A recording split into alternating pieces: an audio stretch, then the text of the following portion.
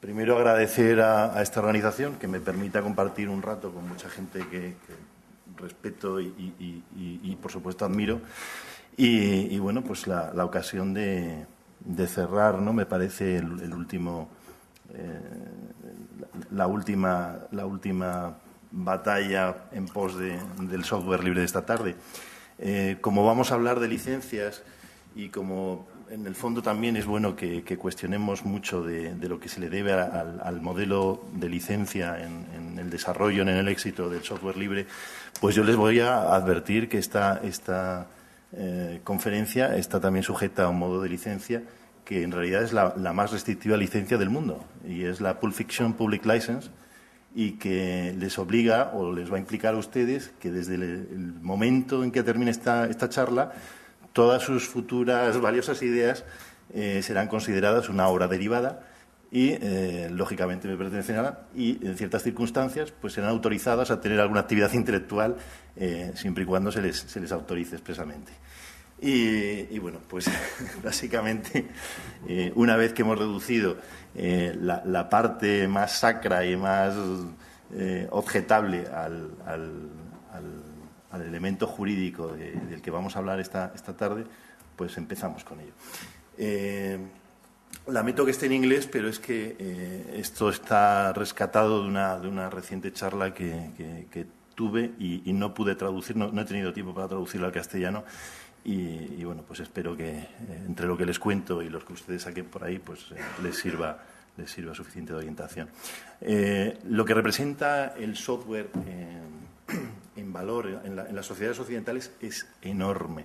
Lo que ha podido hablar desde la experiencia de las pymes españolas, con todas las dificultades añadidas que eso puede tener Agustín, es fundamental. O sea, no hay futuro sin software, no hay una sociedad TIC sin software, y yo creo que no es concebible ninguna economía moderna sin un espacio fundamental para este tipo de tecnología emergente. En ese espacio se desenvuelve el mundo del software libre y todo ese éxito pues también ha cambiado un poco nuestra situación. Me explico.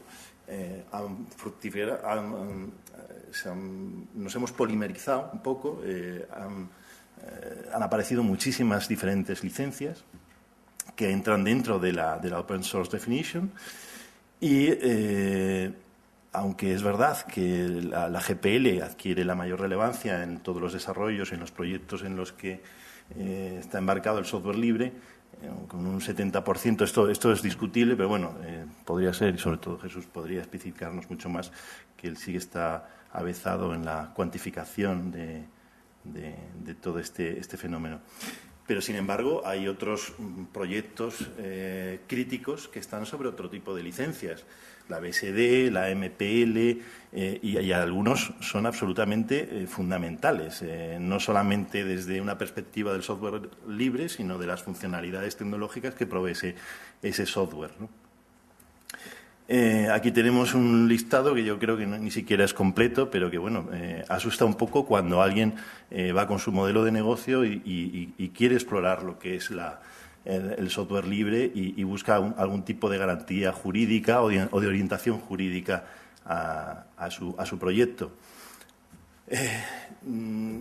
Yo lo que diría es que lo que tenemos es lo que nos permitiría, o lo que hasta ahora hemos conseguido, es una taxonomía ideológica, porque muchas de estas licencias lo que tienen es un fundamento más que jurídico, que queda un poco relegado, desplazado, es ideológico, ¿no?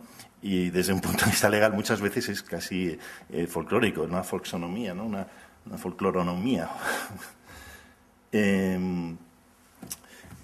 Esto me llamaba mucho la atención y me hacía recordar un texto que leí a Borges. Me gusta mucho Borges, y él hablaba en un libro que se llama Otras Inquisiciones, me parece.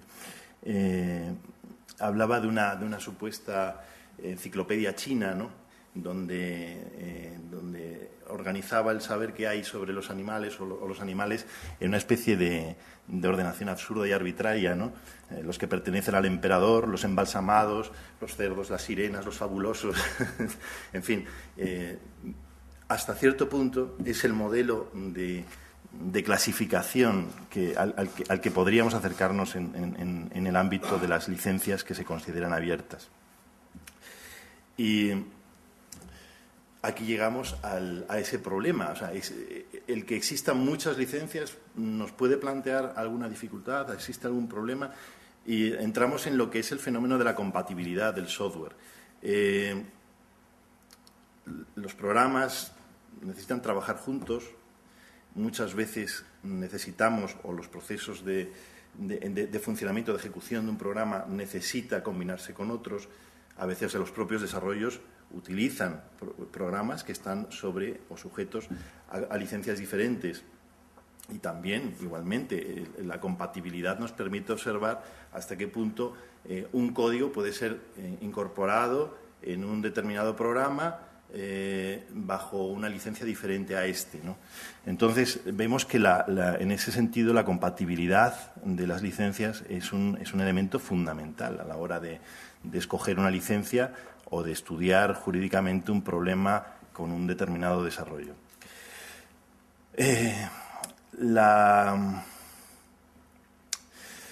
Por reducir un momento.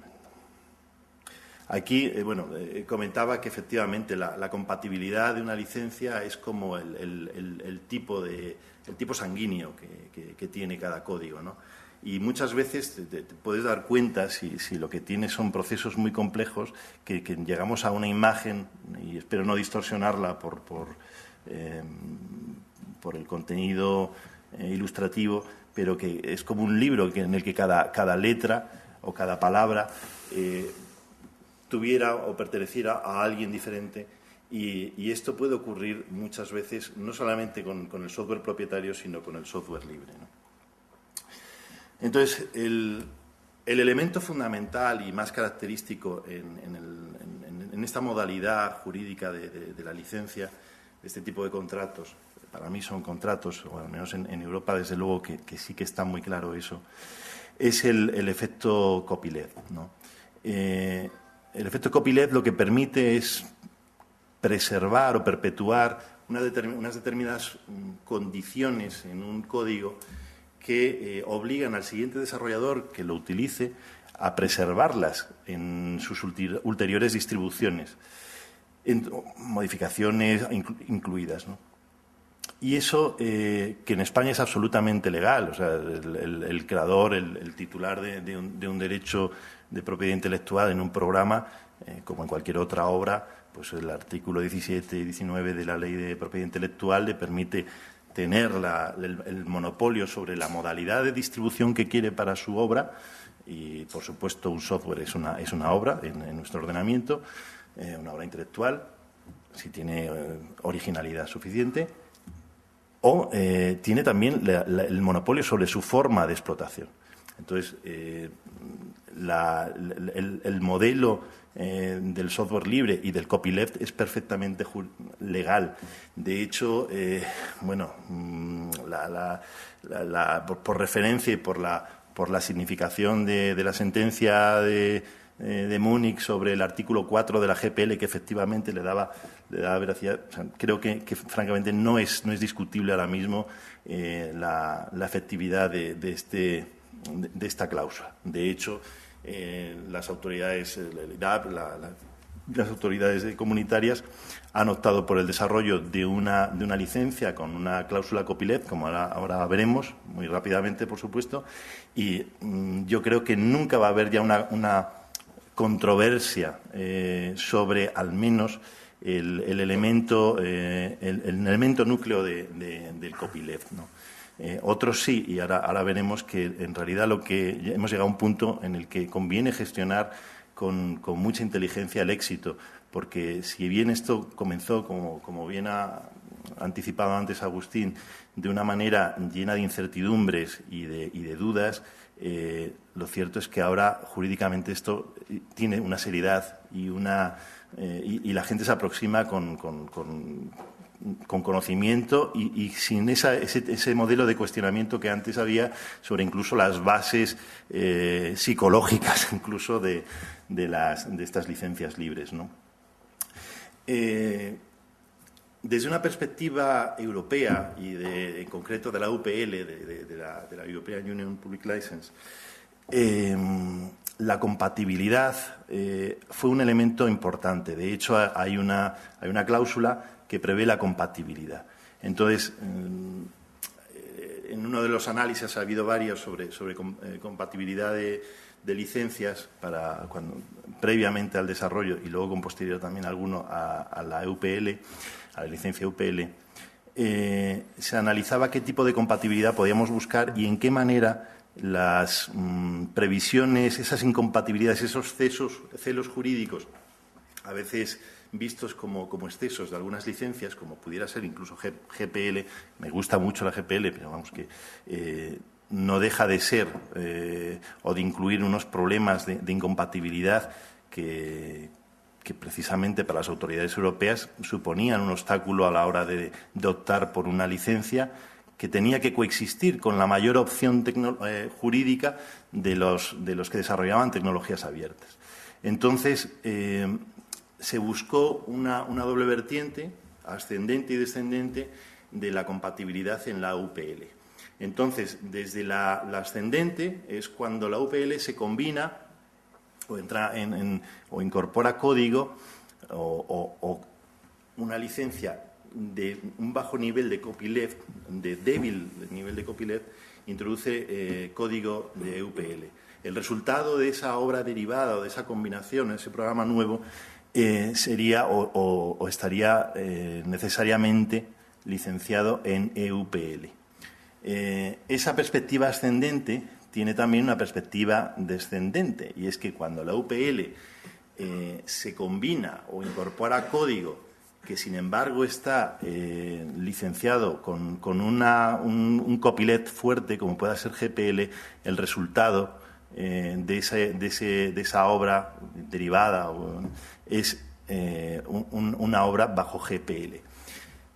Esto nos permite llegar a conclusiones de futuro, y es que, y muchos, vamos, evidentemente habrán pensado, en CECIL ocurre lo mismo, la licencia francesa, pues igual, cuando se combina con GPL, el resultado es siempre GPL y lo prevé la propia licencia. El resultado es que, sumar una cuestión, es sumar tiempos. Habrá un momento en que necesariamente todo el código que se desarrolla en EUPL acabará, entre comillas, y entiéndaseme bien, contaminado de código GPL y acabará liberándose, transformándose en una licencia GPL. Claro. Sin embargo, mucha gente en la Free Software Foundation tiene inquietudes a este respecto. ¿Y por qué? Pues porque el resultado no es simplemente una GPL normal, sino que es muy importante el origen de ese código y el origen jurídico de ese código. La UPL introduce unas determinaciones que quedan bastante menos o más al arbitrio de las legislaciones nacionales en la GPL. Por ejemplo, determina cuáles serían los jueces competentes, determinan muchos de los elementos que configuran o hacen posible que la licencia adquiera un verdadero vigor jurídico y procesal. Y eso, es decir, lo que tenemos es una GPL a lo mejor hasta hackeada. Yo creo que para bien, pero no estoy muy convencido de que eso le guste necesariamente a la Free Software Foundation, a todos los de la Free Software Foundation. Luego hay otros elementos, y ya me han mandado el primer aviso, y es que para la compatibilidad desde la FSF para la GPL, pues pasa de la mera agregación, en la que no hay ningún problema. Aquí vemos a René Merú, un buen amigo y un buen informático. No hay nada, la agregación es perfectamente consentida y tolerable. El problema es cuando se empiezan a utilizar los plugins y hablamos de esa vinculación dinámica, del dynamic linking, que efectivamente para un sector de la FSF ya implica que el resultado es una obra derivada. Esto no es uniforme desde nuestro punto de vista jurídico. Yo creo que desde el ordenamiento español no lo sería. No produce una obra derivada y es perfectamente legal. Y lo que sí que no es controvertido, de hecho, en las preguntas frecuentes, ¿no?, que te encuentras en la página de la FSF sobre GPL, y es el static linking, ¿no? Ahí ya es absolutamente una obra derivada, el resultado es GPL y bueno, pues dependiendo de lo que hagas, si no respetas esa vinculación con la licencia, pues efectivamente estarías vulnerando los términos de la licencia. Y la incorporación, bueno, pues ya es absolutamente, ahí sí que el ordenamiento español le daría la razón a la GPL, efectivamente. O sea, la incorporación de código implica ser liberado, o vamos, implica su transformación en los términos que prevé el artículo 4 de la GPL2. ¿Cuánto queda? Como que ya, más o menos. que ya ha pasado. Bueno, yo estaba aquí, hablaba de la sentencia de Múnich, no la voy a detallar. Aquí también quería haber comentado, estoy totalmente de acuerdo en que estamos en vísperas de un cambio de modelo generalizado desde el punto de vista privativo de los desarrolladores privativos. Y yo creo que el Windows 8 será el Winix y será probablemente, o estará basado se pasará a Linux. Yo creo que ellos ya lo tienen además bastante avanzado y creo que no van a dudar en eso. Además, su modelo de negocio no necesariamente tendría por qué verse afectado, tal el nivel de implementación dentro de nuestras administraciones públicas que tiene esta empresa. A mí sí me gustaría, y ya antes de cerrar, y unos segundos, algo que es fundamental. Yo creo que el movimiento, el éxito del movimiento del software libre no se debe en concreto a una fórmula jurídica determinada. O sea, yo creo más bien que se debe a la manera en que vosotros los informáticos utilizáis el derecho. Yo creo que, al contrario de lo que dice Agustín, creo que pensáis que normalmente los abogados pues son gente pues de un nivel intelectual que roza, ¿no? Cuando no la infamia, en los mejores casos, pues una cosa bastante elemental o primitiva. Pero, sin embargo, cuando Berkeley empieza a colaborar con los Bell Labs en Unix, ahí está la clave. O sea, había alguno de los señores con una excelente formación técnica que decidió utilizar los contratos de siempre y empezó a cortar y pegar. Y la cuestión es que Unix se escapó del control jurídico de AT&T. Y no había GPL, lo que había era pues un defecto jurídico que debilitó la protección de Unix y bueno, pues de todos sus derivados. Y por supuesto, yo entiendo que ahí es donde nace efectivamente todo este movimiento. Por eso es tan fundamental no tanto los elementos jurídicos vinculados con una determinada opción de licencia, sino la existencia de comunidad. La GPL, como las leyes de copyright o la ley de propiedad intelectual, puede ser relativamente hackeada. La GPL la puede ser. Lo que sí que no es posible aparcar es una comunidad fuerte de gente que desarrolla y que va aportando masa crítica a unos valores intangibles que los hacen inmanejables desde un solo contexto jurídico. Entonces, en ese sentido, yo creo que la GPL a lo mejor no es el último puerto al que puede llegar los desarrollos abiertos, ni mucho menos, pero sí que el valor reside básicamente en la comunidad. De hecho, en algún momento, si algo nos enseña la tecnología, es que la muerte por éxito es bastante sencilla. Y como me han puesto aquí el absoluto, pues no hay nada más. María, muchas gracias.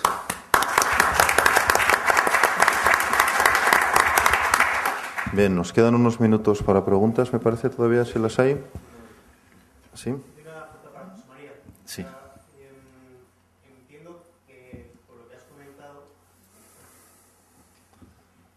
Entiendo que con lo que has comentado La EUPL nos aporta aquí en Europa pues una protección extra y un poco de fiabilidad, ¿no?, a nivel legal en Europa, algo que no aporta la GPL. Sin embargo, el nivel de copyleft es menor, es lo que he entendido. No es que sea menor, y tampoco digo que la GPL sea un instrumento jurídicamente no idóneo. O sea, yo si soy un abogado y tengo que litigar sobre la base de una licencia u otra, preferiría a lo mejor hacerlo desde la UPL.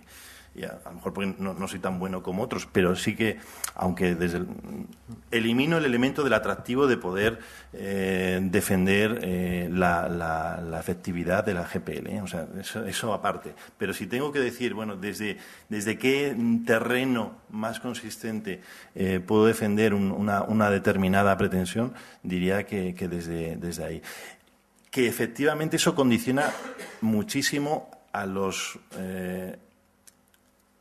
códigos que a partir de ahí incorporen o deban regirse por GPL. Sobre todo porque la interpretación de la UPL, o sea, está clara por el propio texto en el sentido de que es un contrato.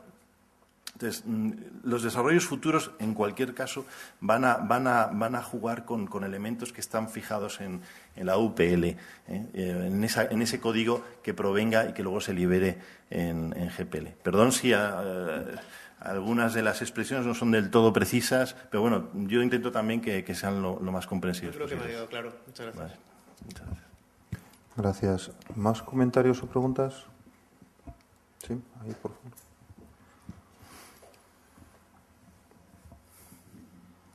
Buenas tardes. Yo quería hacer una pregunta. Ha hecho Agustín un comentario antes diciendo que las empresas de software libre venían siendo algo así como una empresa de ingeniería. Y quisiera saber cómo hacer para distinguir entre todas esas empresas de software libre o de ingeniería del software, aquella que más se adapte a lo que otra empresa necesita. O sea, dentro de ese mundillo, cómo se diferencia uno y de qué forma se ayuda al cliente a elegir entre tú mismo o otros. Pues de la manera que se ha venido haciendo siempre. Es decir, no creo... A ver, las empresas de software libre tienen mucho que aportar desde el punto de vista técnico, desde el punto de vista metodológico. Hacemos el software de manera diferente, usamos herramientas diferentes para desarrollar el software, pero todavía no estamos a día de hoy cambiando las reglas del mercado. Todavía no. Eso es el próximo futuro. Es decir, ¿cómo diferenciar una de otra?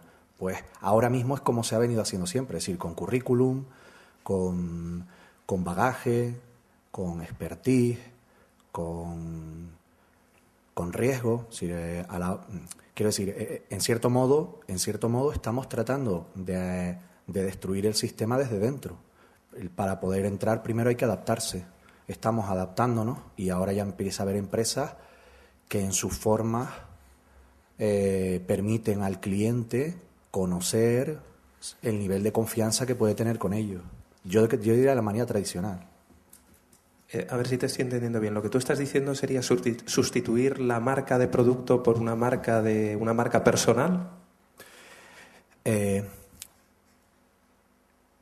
El problema es lo que entiende la otra parte. La otra parte sigue entendiendo lo mismo que ha entendido toda la vida. Entonces, a las empresas de Asolif están trabajando fuerte para adaptarse al lenguaje que entiende el cliente. Pero ese lenguaje entendemos que hay que cambiarlo, porque en ese lenguaje las empresas pequeñas siempre pierden. El lenguaje que hablaban los señores antes de la administración pública nos deja fuera. La ley de contratación nos deja fuera. Nos deja fuera por procedimiento, pero nos deja fuera también por espíritu.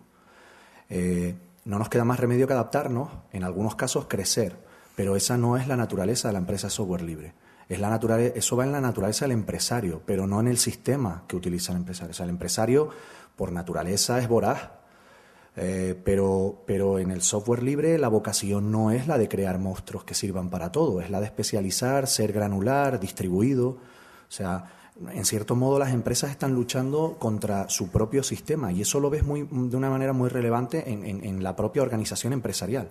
O sea, está muy separado lo que es la parte técnica o de generación de producto de cómo se organiza en la parte comercial. En la parte comercial es mucho más tradicional y en la parte técnica no. Y ahí hay una lucha interna muy potente. O sea, y la solución no es adaptar a la parte técnica a los valores tradicionales de lo que debe ser una empresa. Todo lo contrario, de lo que estamos tratando o lo que nosotros creemos en gran medida es que hay que adaptar la parte comercial a nuevos modelos en donde el expertise en informática, hablo, el expertise sea un valor que determine la elección de una empresa. Y ahora no lo es. Ahora es la chapa, la facturación, la certificación, la homologación, la homogeneización, este tipo de temas. Y es que el dato es facilísimo. El porcentaje de pymes en industria en general, en software en concreto en España, que es del 95%,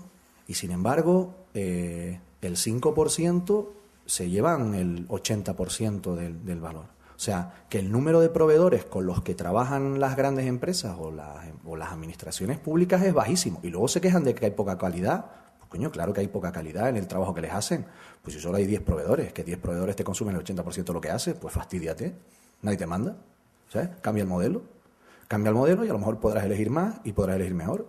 Pero si el modelo lo mantienes, lo que no puedes permitir, o sea, lo que no puedes pretender es que vayamos nosotros, nos introduzcamos en tu modelo y nos quememos. Ya, no. O sea, en administración pública, cualquiera que haya trabajado dentro, se cuestiona claramente si merece la pena. O sea, tú puedes mantener I+D trabajando para la administración pública, a mí que me lo pregunten. Es que yo lo he vivido y no se puede. O sea, luego vienen aquí y dicen, no, hay que innovar. Pues chicos, no sé, cambia. Lo que pasa es que no estamos ahí todavía. Estamos en mostrar la cara. Estamos intentando engañarles, ¿no? En cierto modo. Estamos intentando parecer que somos como los demás y funcionar como los demás, y luego cuando estamos dentro los queremos hackear. ¿Cómo? Pues enseñándoles cómo trabajamos, cómo funcionando y demostrando que es más eficiente. Esa es mi visión, lo que pasa no la puedo decir. Gracias. ¿Algún otro comentario o pregunta? Bien, pues quizás para terminar tenía yo un... ¿Oh, ¿quieres? Sí, no, es en realidad, ya que estáis los cuatro acá, pediros que, como que en un minuto digáis, ¿cuáles creéis que es el principal bloqueador para el software libre? Cada uno habéis dado una visión, unas más positivas que otras, pero si hubiera que elegir, esta cosa es la que impide que el software libre realmente en los próximos años tenga mucho éxito en empresas, ¿cuál sería, en vuestra opinión, esa cosa concreta que podéis explicar en un minuto? Podéis empezar quien queráis. Yo creo que somos nosotros mismos. Yo creo que si nos lo creemos, vamos a hacer en la parte empresarial lo mismo que hemos hecho en la parte técnica y en la parte de procedimiento. Bueno, si me permites que sea un poquitín más extenso, tengo mis opiniones, vengo del mundo industrial, del mundo profesional y además del mundo también de las certificaciones y de las acreditaciones y del mundo de la normalización.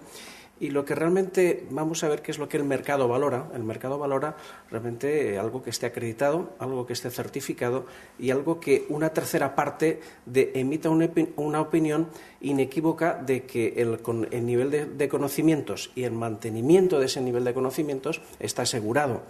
Por otro lado, también que las empresas utilizan procedimientos y procesos en el desarrollo del software con estándares, métricas que además son compatibles y evolutivos. O sea, hay muchísimos casos, como por ejemplo el aeropuerto de Denver, en el cual se solicitó que una compañía tuviera un nivel de certificación de CMMI nivel 3 y bueno, se la colaron y participó una empresa que tenía un nivel 2 y bueno, fue un verdadero fracaso y el aeropuerto estuvo parado durante un año. O sea, los impactos por tener la mala calidad son a veces muy altos y realmente yo pienso, desde mi experiencia, que yo he trabajado mucho en el desarrollo del software empotrado para máquinas de casinos durante muchísimos años, es que lo que te da verdaderamente credibilidad es que exista una tercera parte de confianza que acredite que ese software funciona bien, que está libre de errores y que además tú tienes unos procedimientos para hacer una mantenibilidad, una usabilidad correcta y es lo que quiere el cliente. Y nada más. Bien, yo creo que la pregunta es mi ponencia. Es directamente, digamos, el tema cultural. Y eso no se resuelve fácilmente porque es un tema de 25 años formando a informáticos en este país, telecos y demás, a unas 500.000 personas que yo me atrevería a decir que el 95%, por no decir una cifra así fácil, desconocen totalmente lo que es el software libre. O sea, saben Linux y no sé qué, porque lo vieron en la escuela cuando estudiaban, pero ahí se han quedado. O sea, no lo implantan en su organización, en su empresa, es lo que sea, y más que saberlo dónde están las cosas, las forjas, dónde están, qué se está haciendo, y un tema de visibilidad, ¿no? Todas las comunidades, yo creo que son las comunidades digamos, ocultas, ¿no? Están ahí escondidas programando, ahí Debian, no sé qué, ¿no? Es que lo que hacen es sacar a la luz todo eso, un tema de visibilidad y educación, en definitiva, las mayores barreras. Pues yo creo que desde el punto de vista legal no lo hay. Pero leyendo una cosa por un artículo que no tenía nada que ver con esto y que me llamó mucho la atención, de una revista sobre estudios del Pacífico. Bueno, la cuestión es que estos tíos, había un señor que se le había ocurrido nada menos que investigar en qué invertía los industriales, bueno, la élite económica española a finales del siglo XIX. Porque en España era una paradoja, donde la metrópoli recibía capital inversor industrial desde las colonias, en vez de al revés. Y entonces este hombre llegó a la conclusión de que es que las élites económicas invertían en espacio inmobiliario, o sea, en parque inmobiliario. Y luego, cuando uno examina cuál ha sido el problema más inmediato de nuestra crisis, es que es el mismo. O sea, en realidad es un problema de cultura, efectivamente, y de cultura empresarial. Entonces, es verdad que la gente que está formada para tomar decisiones, y tú ahí eres muy idóneo, y también nuestro amigo Jesús, pues claro, están formados para trabajar con unos niveles de riesgo de decisión pues que se aproximan al cero. Pero eso no es el capitalista tampoco. O sea, y eso falta, ese pozo falta en nuestro país. Yo es mi idea, pero yo soy un abogado que ni siquiera es hacker ni nada. Sí. En las organizaciones y en la cultura. Vamos a ver, la empresa es riesgo, ¿no? Entonces eso es lo que falta. Las grandes estructuras, las grandes organizaciones, aunque tengan capital privado, huyen del riesgo, buscan otro tipo de cosas. Y a esos niveles de decisión a lo mejor no es donde está el kit, sino que es más abajo.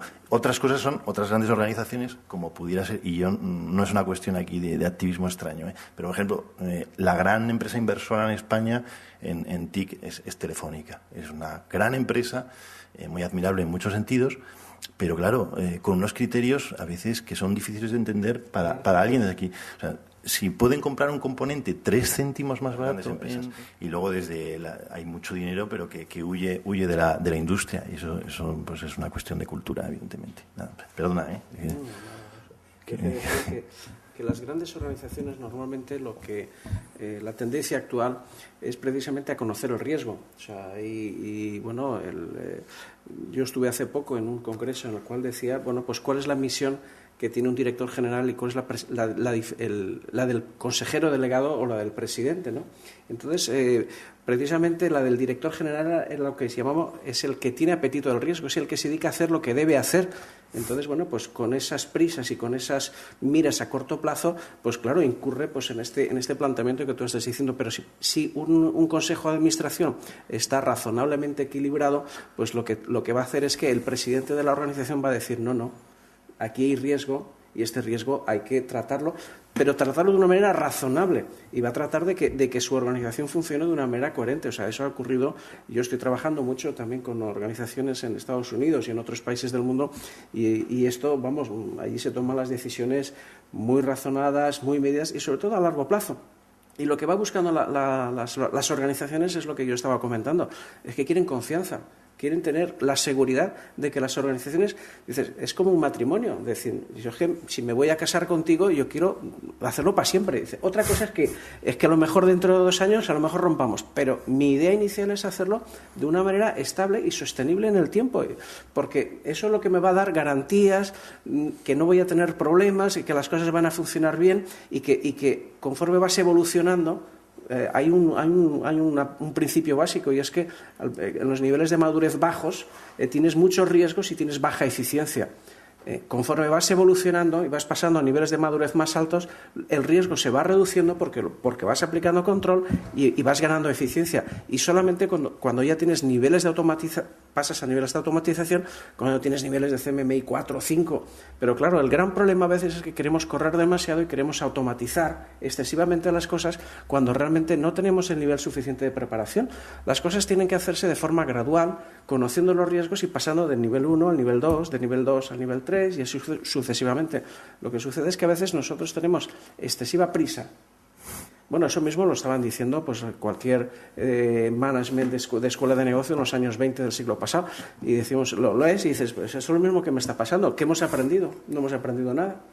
O sea, y realmente ese es un gran problema. Yo he visto que hay una iniciativa tremendamente buena, de la cual pues me voy a apuntar y voy a tratar de colaborar con vosotros en implantar, dar pequeños cursitos, historias de cómo se pueden gobernar bien estas cosas, ¿no? Y sobre todo también hacer ese cambio de paradigma, como os estaba comentando al principio. Es que nosotros nos hemos creído que somos el centro, es que es al revés, o sea, que somos miembros de... analizamos esto como si fuese arquitectura y tenemos que pensar como urbanismo. Tenemos que pensar que estamos viviendo en una sociedad, pues cuando yo pienso en diseñar este ordenador, pero yo no estoy pensando en quién lo va a utilizar, qué recursos va a utilizarlo. O sea, yo estaba en un congreso hace muy poquitos días atrás en el cual, pues, oye, somos verdes, no sé cuántos. Digo, sí, espérate, pero es que eso yo ya lo desarrollaba hace 15 años, cuando desarrollaba productos de tecnología de información y comunicaciones, máquinas para casinos, y llamamos lo que llamamos desde la cuna a la tumba, desde que un producto nace hasta que un producto muere. Y cuando nace, hacer intervenir a todos los stakeholders, no solamente a los clientes. Ese es un gran fallo. Tenemos que hacer intervenir a quiénes van a utilizarlo, quiénes son los que van a mantener, quiénes son los que van a de verdad usarlo.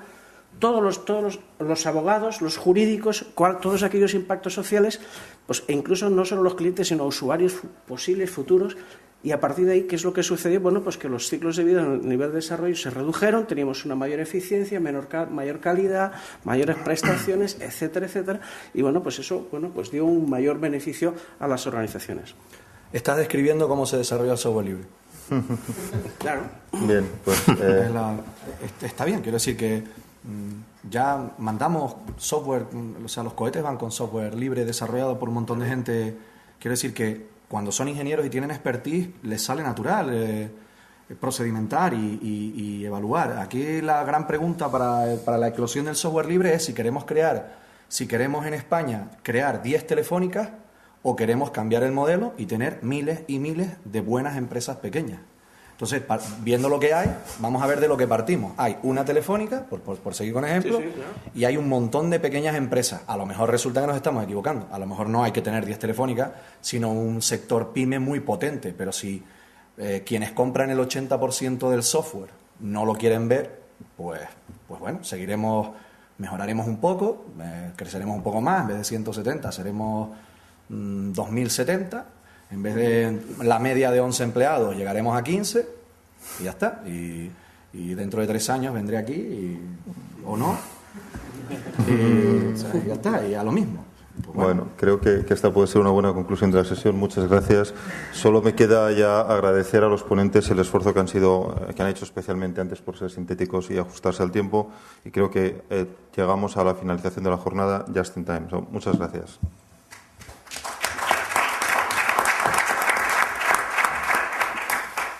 Muchas gracias a todos por asistir. Voy a dar ya por clausurada lo que es el evento de la WIFLOS. Solo comentaros que las ponencias se van a subir a la web. También se han grabado cada una de las charlas, que también se subirán. Y luego quienes necesiten certificados o cualquier cosa también nos lo pueden pedir, ¿vale? Y en principio nada más. Las fotos también se van a subir a la web, ¿vale? Y muchísimas gracias por asistir nuevamente a esta edición del evento y doy por clausurada la WIFLOS por este año. Gracias.